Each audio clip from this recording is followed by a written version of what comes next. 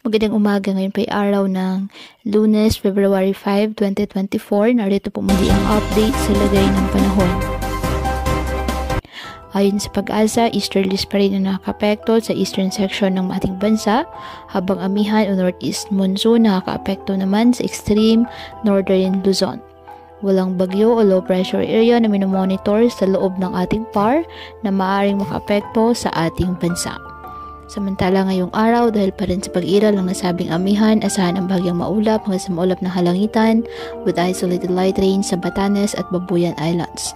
Habang sa nalalabing bahagi ng bansa kasama na ang Metro Manila, apektado po ng easterlies at ng localized thunderstorms, kaya asahan din po ang bagyang maulap hanggang sa maulap na halangitan with isolated rain, showers, or thunderstorms. Kaya patuloy pa rin po natin na pinag-iingat ang ating mga kababayan sa banta pa rin ng mga pagbaha o pagguho ng lupa at ugaliin na magdala palagi ng payong o kahit anumang panangga sa ulan sa tuwing lalabas ng ating mga tahanan. At yan po muna ang update sa lagay ng panahon ngayong araw.